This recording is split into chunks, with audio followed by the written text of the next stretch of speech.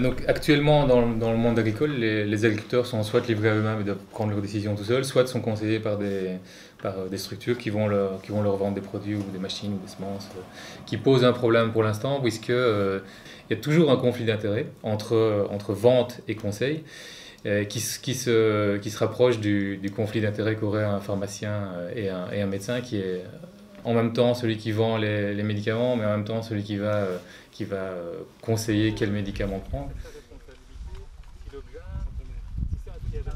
Nous, on organise des tours de plainte collectifs avec des groupes d'agriculteurs qui permettent aux agriculteurs de poser les questions entre eux et de s'échanger des essais, erreurs, résultats d'essais qu'ils ont mis en place. Je suis en train de travailler sur un essai où l'agriculteur est en mélange depuis longtemps, et quand on dit mélange, c'est pas un mélange annuel, parce qu'on vous dit un mélange annuel est égal au rendement de la moyenne des pastures. Donc combien de plants au mètre carré? 60 ici. Non, il disait le minimum c'est 60. Aujourd'hui, on a bien vu que le traitement fongicide sur des parcelles de froment pouvait être retardé parce que les maladies sont pas très importantes. Donc si on avait fait du systématique, alors on aurait utilisé des pesticides à tort. Je fais des micro-parcelles dans le champ sans produit, par exemple, avec pas d'engrais ou pas de phyto, de manière à observer les bénéfices justement de ce que nous apportons. C'est plutôt dans ce sens-là que j'expérimente. Je crois qu'il faut des conseils de tout le monde, des agronomes, des autres agriculteurs, parce que les agronomes, généralement, ils ont souvent la théorie et les agriculteurs ont la pratique.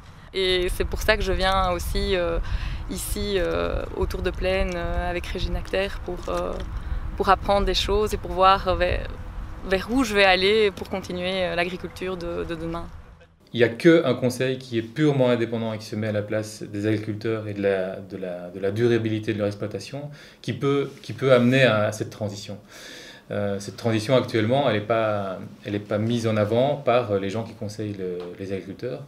Il y a des situations où les agriculteurs travaillent à perte et donc perdent leur capital sol, perdent leur capital cheptel et doivent vendre des bêtes, vendre des terres pour pouvoir survivre. C'est complètement dramatique parce que certains agriculteurs font bien plus d'heures que n'importe quel travailleur en Belgique et n'accèdent pas à une rentabilité qui devrait leur revenir, quoi.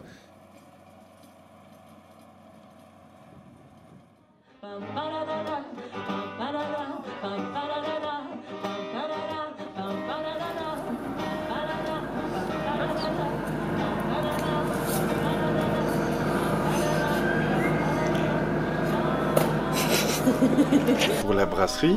Et là, c'est la dégustation. Là, c'est le bureau dégustation. C'est là que t'étais la fois dernière. Ben, Paul nous y a amené. Oui, je sais pas ce qu'il a fait, Paul, mais excellent. Voilà. Tiens, je vais te... C'est pour nous tout ça? Oui, c'est comme ça que vous testez. Hein. Tout ça? Les gars, c'est du journalisme d'investigation. Là, quand nous sort une image. Tout va très bien. Déjà la pause, Guilienne. Ouais, un petit orange là. Elle vient d'ici, hein, c'est ça? Ouais, c'est ce que je disais. Marché du coin.